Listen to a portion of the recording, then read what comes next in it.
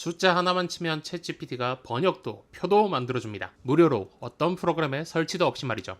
아시다시피 챗GPT는 영어로 입력했을 때 더 자세한 답변을 해줍니다.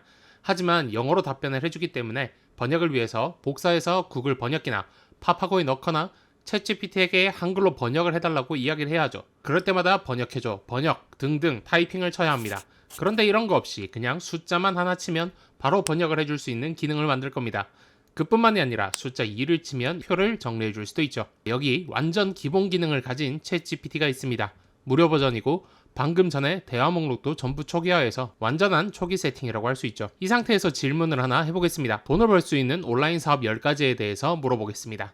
영문으로 답변해 달라고 해볼게요. 그러면 이렇게 답변이 나옵니다. 길게 나오고 있는데 저는 영상 처음에 봤던 것처럼 숫자 1을 입력해 보겠습니다. 그랬더니 이렇게 다른 이야기를 하고 있습니다. 제가 원했던 건 1을 치면 바로 한글로 번역해 주는 것이었는데요. 그렇다면 숫자 1만 쳐서 번역이 되게 하려면 대체 어떻게 해야 하는 걸까요? 그 세팅의 비결은 바로 챗GPT 커스텀 인스트럭션. 좌측 하단에 아이디를 클릭하면 커스텀 인스트럭션이라는 버튼을 보실 수 있을 겁니다. 그걸 클릭해 주세요. 그럼 이렇게 두 개의 텅 빈 입력창이 뜹니다. 저는 이쪽에 이렇게 쓸 겁니다. 내가 숫자 1을 입력하면 바로 직전에 답변한 내용을 한글로 번역해줘. 이렇게 입력하고 종료를 합니다. 그리고 다시 한번 챗GPT에게 똑같이 물어보겠습니다. 돈을 벌 수 있는 온라인 사업 10가지에 대해서 물었고 답변이 나왔습니다. 그리고 이렇게 숫자 1을 치면 자, 이렇게 한글로 바로 번역을 해줍니다. 아까와는 확실히 다른 모습을 보여주고 있죠. 이런 걸 저는 단축어 방식이라고 하는데요.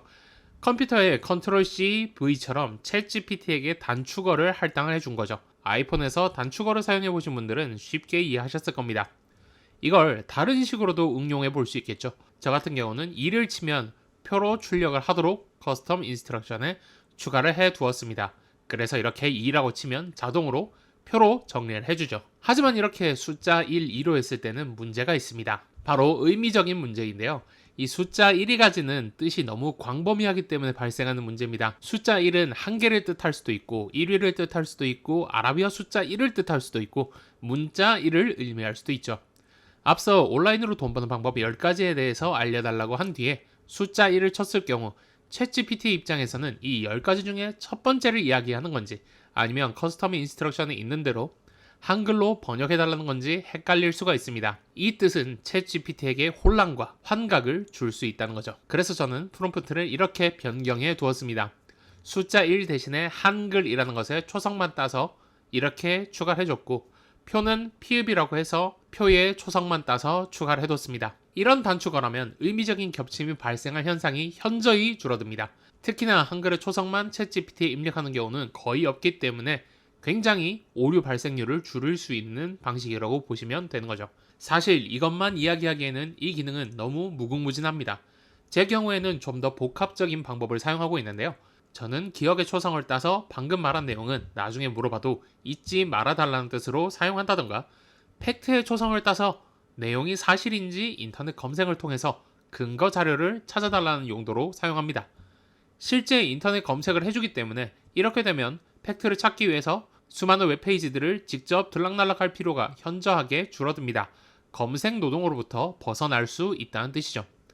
이런 단축어 방식은 디지털 노동을 줄여두고 그 시간을 다른 곳에 투자해서 높은 생산성을 가질 수 있도록 해줍니다. 이걸 세팅해두면 인터넷의 웬만한 번역과 인터넷 검색은 다른 곳을 갈 필요가 없을 정도입니다. 또한 저는 코드의 경우에도 물어보는 경우가 많은데요. 자바스크립트나 파이썬 코드 등의 여러 종류의 언어를 사용합니다. 코드를 출력해달라고 할 때 매번 어떤 코드를 출력해달라고 말할 필요가 없습니다. 파이썬의 경우에는 py, 자바스크립트의 경우에는 js라고 치면 알아서 그에 맞는 코드가 출력되도록 단축어를 입력해 두었죠. 그냥 단순히 챗GPT를 사용하는 것을 떠나 어떻게 활용하느냐가 사용 속도를 완전히 다르게 만들 수 있습니다.